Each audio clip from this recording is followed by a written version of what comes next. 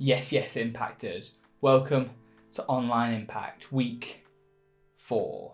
Now, it's safe to say this lockdown is here to stay, right? But there is part of me, just a little bit of me, that hopes that maybe, like the week before we were meant to kind of break up for the summer holidays, we'd be allowed one more meeting in the lower hall. You know, like a big impact party to kind of celebrate being back together before the summer. Or we'll just have a huge Zoom party before the summer holidays. You know, like just get the sweets in, all that sort of stuff, right? Go big or go home. Well, we will be at home, but you get the point. Last week, I completely forgot that it was a bank holiday, that it was Good Friday, so there was no impact that week. So if you turned up on the website to try and get on the Zoom link, I'm sorry for letting you down. However, on Tuesday, we had a social. That did happen. We all came together on Zoom and we figured out what we wanted to do, and we figured out we were going to do psych, which was a fun time.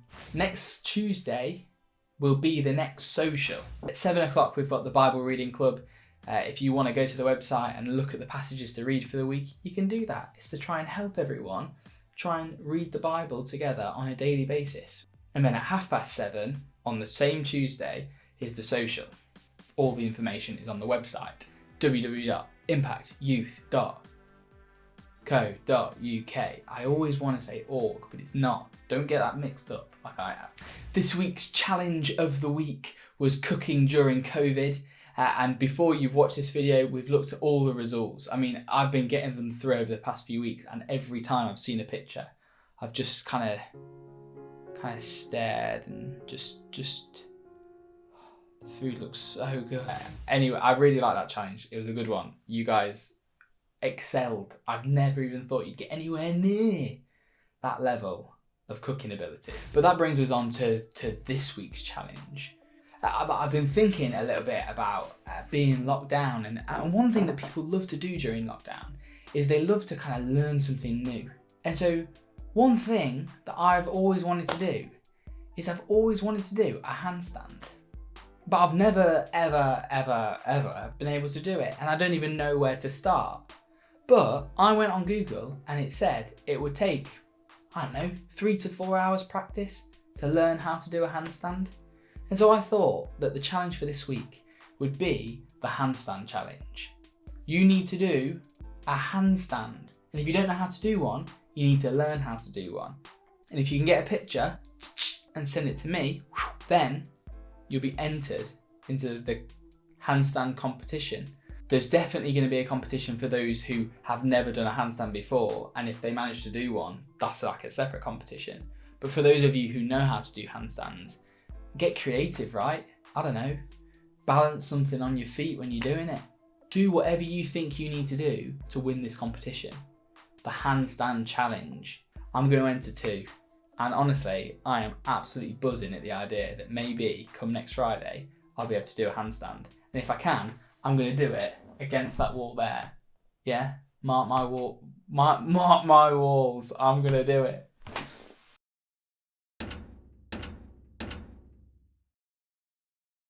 Okay, grab your Bibles and turn to Matthew chapter 6, which is on my page 1130. In my Bibles. In fact, I need to get someone. I'll be right back. This is PB Bear. Now, PB Bear is my oldest teddy. I've had him for ages, like since I was 7, or maybe 8 or 9, or maybe even 16. I don't know. I've had him for ages though. And PB Bear was my go-to teddy. I'm sure, come on now, I'm sure you have had, or maybe still have, your go-to teddy. It's okay. But regardless, PB Bear was like my most treasured teddy. And when you're younger, there's loads of things that you really treasure. You care about them so much. But you know where PB Bear was? Through those doors. You know where he was? He was down the side of Mariella's bed, just collecting dust. And I knew he'd be there, because where else would he be, right? That is just what happens when it comes to old toys, old things that we valued. Maybe you think about I've literally just lobbed him across the room. That proves my point perfectly. All these old things that we treasure, that we care so much about when we're younger, or even now, a few years ago. Think about the last phone that you maybe had. Oh, well, I don't really care about that anymore. I've got the new one. And then in 3 years' time, forget the new one. I've got the new one. All the things that we have, all the things that we treasure, over time, just kind of go through this cycle of, oh yeah, I really love this. Oh, I don't really care about it anymore. I really love this. Oh, I don't really care about it anymore. And so Jesus, in Matthew chapter 6, verse 19, says these words: "Do not lay up for yourselves treasures on earth, where moth and rust destroy, and where thieves break in and steal. But lay up for yourselves treasures in heaven, where neither moth nor rust destroys, and where thieves do not break in and steal." PB Bear was never stolen. However, he is pretty dusty and rusty and moth-eaten. That's because he's a treasure on earth, something that I care about here and now. Jesus here isn't saying, that you shouldn't have a teddy bear that you care a lot about. He's not saying that you shouldn't have a phone, or that you shouldn't have a house, or that you shouldn't have a shower. Please make sure you've still got a shower. But what he is doing is he's kind of helping us to ask that question. What is my treasure? Because he's really clear. He says, do not lay up for yourselves treasures on earth. Because treasures on earth can quickly fade. We can quickly fall out of love with them and go on to the next thing. We can think that things that we have are so certain, and then all of a sudden they kind of disappear. In a way, moths destroy them, they get rusty and old, or they just get taken away from us. But times like this are sometimes helpful to show us that actually the things that we treasure and the things that we care about are not as certain as we think. It feels like we're kind of just hitting the peak of this coronavirus situation. And that's just when it comes to illnesses. Over the next 3, 4, 5, 6 months, we're going to see lots of people suffer from this. Perhaps not suffering with illnesses, but there will be some of your parents that will lose their jobs.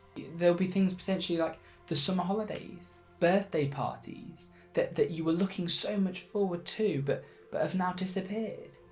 When things like this happen in the world, sometimes it shows us what our hearts really treasure. And Jesus says, do not lay up treasures for things here on earth. They are all going to disappear. They are all going to fade away. But what does he tell us to do? He says, verse 20, but lay up for yourselves treasures in heaven. What does Jesus mean when he says, lay up for yourselves treasures in heaven? Now, Matthew chapter 13, verse 44 is a part of the Bible that we look at every year in Impact. The kingdom of heaven is like treasure hidden in a field, which a man found and covered up. Then in his joy, he goes and sells all that he has and buys that field. God is the greatest treasure you could ever have. His kingdom, where you will be with him forever, where he will be your God and you will be his people. This kingdom will be a place where there is no more crying, no more sickness, no more COVID, no more death. And the man in this parable sees just the joy of it. And he says, you know what, I'm going to sell everything I have to have this kingdom, to have this treasure. And so when we think about right here, right now, what does it look like to not lay up treasures for ourselves on earth? What does it look like to lay up treasures in heaven? Well, I think it starts with us seeing what our hearts really value. When we look at the things that we have now versus God and his kingdom, his forever kingdom that will never end, what makes our hearts fill with joy the most? Because one of those things will fade and be taken away from you, but the other is everlasting and it will never go. Nothing can take it, nothing can break it. It is yours forever. A perfect kingdom where we can be with God forever.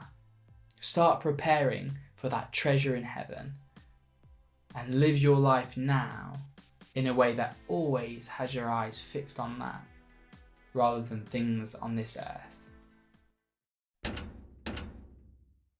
Thanks for coming to Impact this week, guys. Me and PB Bear are going to send you back over to Zoom. But before you do that, just remember that on Tuesday at 7 o'clock, the Bible Reading Club is on.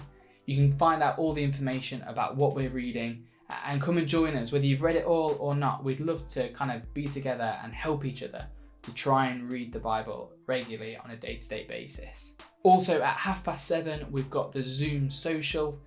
So join us for that. Go to the website, you'll find all the links for it.